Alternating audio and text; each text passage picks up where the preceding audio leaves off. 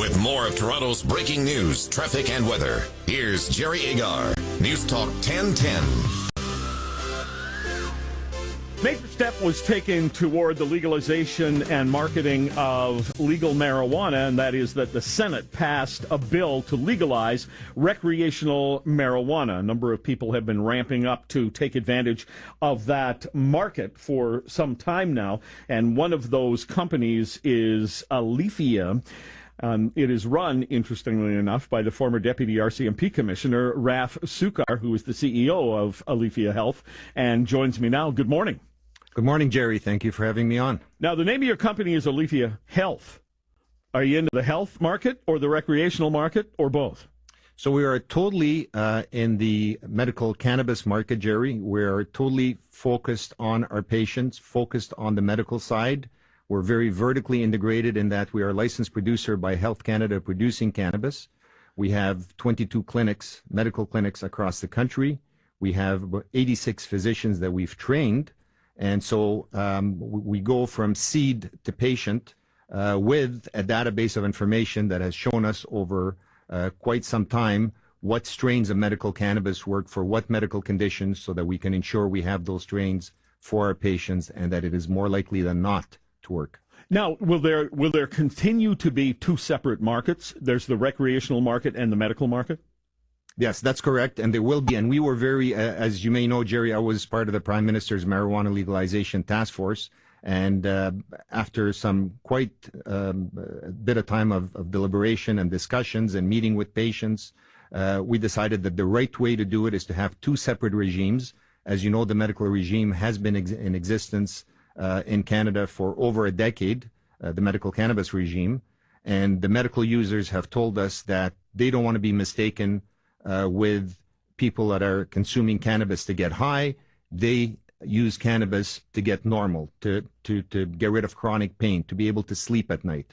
And they wanted to ensure that the strains they require for their medical conditions continue to exist and is not used up by the recreational users. All right. It seems to me that there are people out there who basically are just selling illegal marijuana, and they're calling themselves clinics, and they're calling themselves medical marijuana. I'm not accusing your company of that.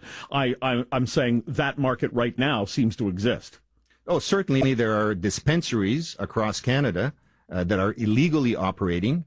Their product does not come from licensed Health Canada licensed producers.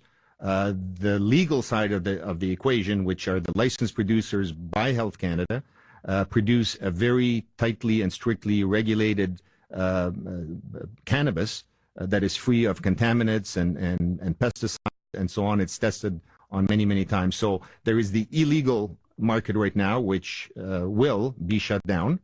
And gets shut down from time to time as police have the resources to do that. And then, of course, there is the legal side, which is under the access to cannabis for medical purposes regulations. And your company has been legally producing medical marijuana in Ontario and selling across the country. You have no plans to take part in the recreational market?